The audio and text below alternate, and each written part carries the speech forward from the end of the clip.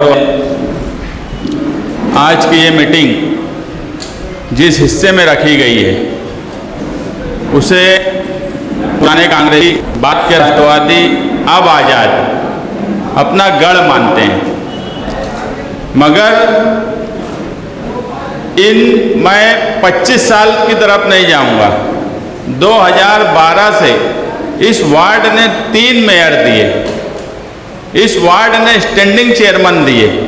अगर मैं ये कहूँ कि मुसलसल 10 साल तक इस वार्ड के कारपोरेटर वहाँ पर ओहदेदार रहे, जिससे पूरा शहर की तामीर और तरक्की की जिम्मेदारी थी। मगर बड़े अफसोस के साथ कहना पड़ रहा है कि इस वार्ड में जहाँ से वो चुन के आए उसी की तामीर तरक्की नहीं हुई। ये मत समझो कि उनके पास करने के लिए कुछ नहीं था और वो किए नहीं, ऐसा भी नहीं है। उन्होंने किया, उन्होंने फंड भी मंजूर किया, उन्होंने यहाँ पर टेंडर भी निकाला, मगर काम नहीं हुआ। यही वार्ड था जहाँ के 57 काम, जहाँ के 37 काम, और यहीं के काम की वजह से बुलंद इकबाल ने उन्हें चैंपियन चोर नाम दिया था, चैंपियन चोर। और इसी चैंपियन चोरी के नाम पर 2019 का इलेक्शन हमने लड़ा। पूरी मेहनत से कोशिश की और ये सोचे कि आज जो आमदार आए हैं वो कहीं ना कहीं अब उनके साथ जो टीम लगी है वो पूरी की पूरी टीम को लेकर इस शहर में काम काज करेंगे। मगर बड़े अफसोस के साथ, माफ़ी के साथ मुझे ये कहना पड़ रहा है कि जो सोचकर सब लोग लगे थे, अकेला मैं नहीं, जो भी लोग उनके साथ लगे थे वो सब के सब लोग नाउम्मीद हो गए। ना इन्होंने कोई करप्शन का एक मामला मंत्रालय में या मंत्रालय से इन्होंने कोई ऐसा कार्रवाई इनके ऊपर नहीं की। मैं 2019 के बाद बार बार बोलता रहा कि मुफ्ती साहब इनके ये पेपर्स हैं, वहाँ पर आप सोर्स लगाइए, अब आप एमएलए हो। कुछ फाइल यहाँ की थी जो मैं बोला कि बुलंद इकबाल ने इन्हें चैंपियन चोर कहा था। ये उस वक्त एमएलए थे जब हम तहरीक चलाया करते थे। इनके पास एमएलए कांग्रेस के कई थे। यहाँ की कई चोरी ऐसी थी जिस पर उस वक्त शेख आसिफ ने 12 एमएलए के लेटर लगाए।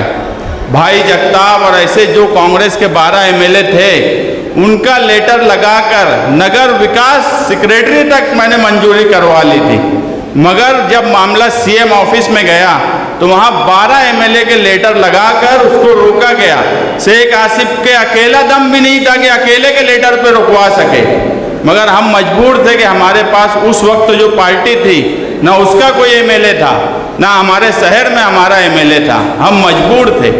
जब 2019 में मुफ्ती साहब चुनकर आए तो मैं मुसलसल उनको बोला कि मुफ्ती साहब ये सब पेपर्स हैं, सीएम ऑफिस में ऐसे ऐसे मामले में ये फाइल अटकी है, आप सीएम से टाइम लीजिए, मुझे लेकर चलिए।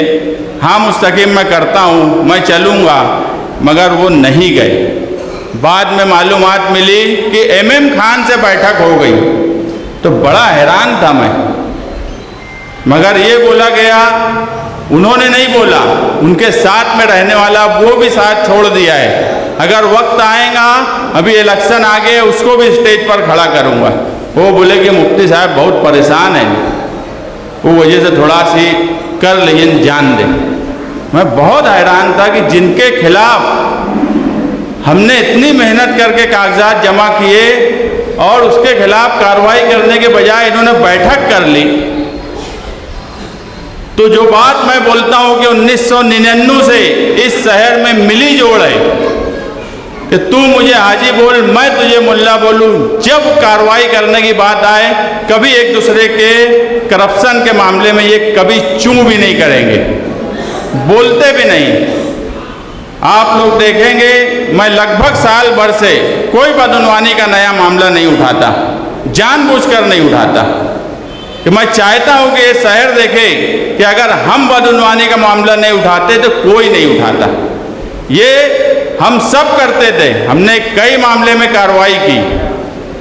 यही 60 फुटी रोड पे जो गाले बनाए गए थे शेख इमरान की तरफ से, उसको भी तोड़ने का काम हमने ही किया।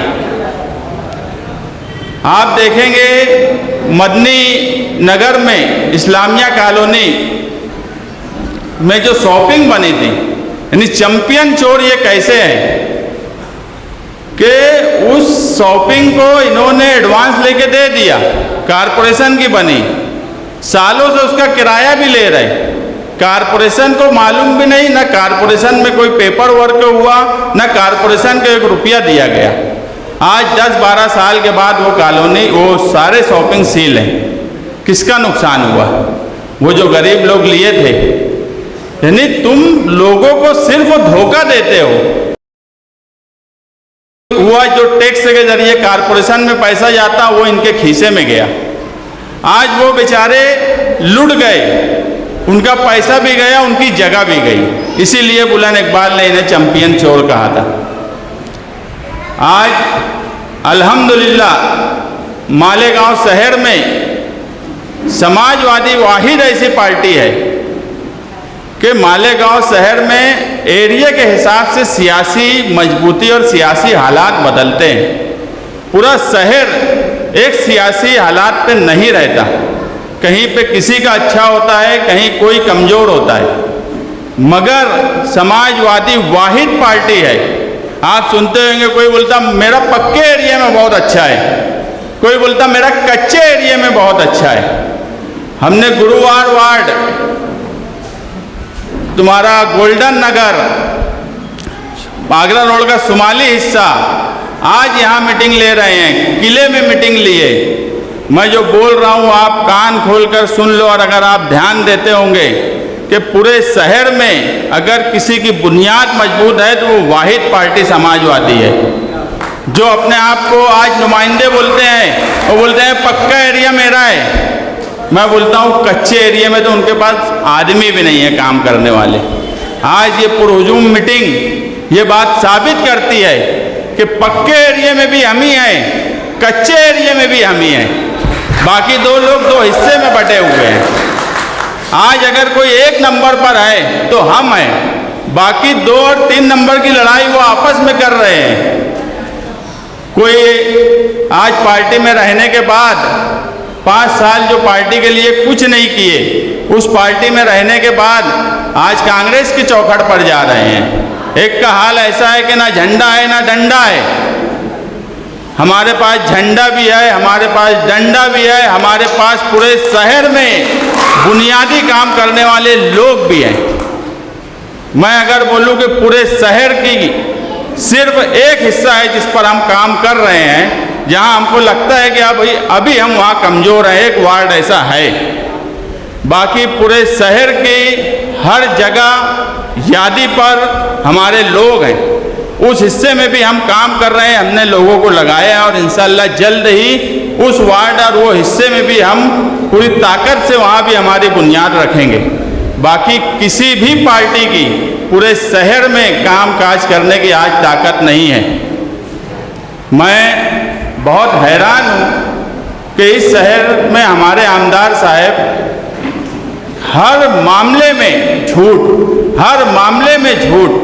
तामीर और तरक्की का नारा जो 99 में लेकर आए, उनकी मदद करने वाले, इस्लाह सियासत की बात करने वाले, आज शहर के उलमा को आना पड़ रहा है कि सियासत की इस्लाह की ज़रूरत है। मुझे बताओ, एक आलिम के आने से पहले 99 से पहले उलमा इकराम को जमा होना पड़ा कभी कि सियासत में इस्लाह की ज़रूरत है। उस वक्त इस्लाह भी थी, उस वक्त ज़रूरत के काम करने वाले लीडर भी थे।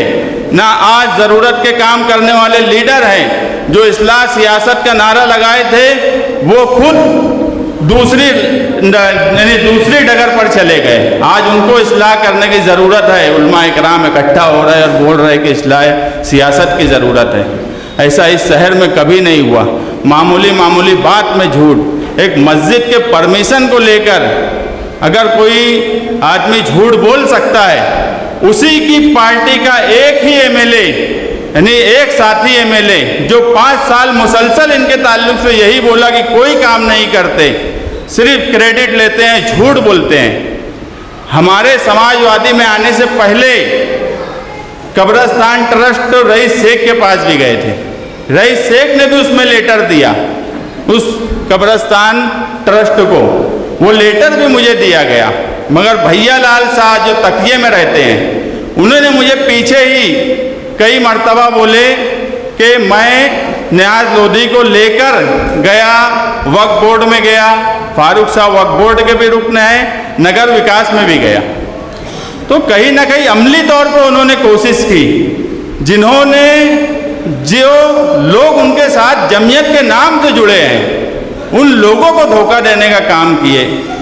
अगर ये काम कर सकते होते, ये एमएलए हैं, अगर ये वो काम कर सकते तो मुझे बताओ कब्रिस्तान ट्रस्ट को रईस शेख से लेटर लेने की ज़रूरत पड़ती, उनको फारूक शाह के पास जाकर उसकी मदद लेने की ज़रूरत पड़ती। मगर उसके बाद भी जब परमिशन आ गया तो हिज्जे लगा के मराठी पढ़ रहे थे कि किरण चंद्र मड़गांवकर से मैंने बात की, वो भी कागज़ पे लिखा हुआ था। आप एक बात ध्यान रखो, जब कोई परमिशन मिलता है तो मंत्रालय के ही कोई सेक्रेटरी या कक्ष अधिकारी की उस पर नाम और साइन होती है। वो पढ़ना भी नहीं आ रहा था, हिज्जे लगा के मराठी पढ़ रहे थे। जिनको मराठी नहीं आती, जिनको इंग्लिश नहीं आती, जिन्हें काम करने का तरीका नहीं है, वो झूठ बोले। फारूक शाह ने उस आदमी को जो किरण चंद्र मड़गांवकर था उसको फ़ोन करके जब बोला कि मालेगांव मध्य के एमएलए आए थे क्या, तो उन्होंने कहा कि मैं तो उनको, मतलब वो कोशिश तो जाने दो, मैं तो उनको पहचानता भी नहीं। तुम क्या समझ रहे हो इसमें सिर्फ मालेगांव तक ये बात है? तुम्हारी बदनामी सियासी जो शहर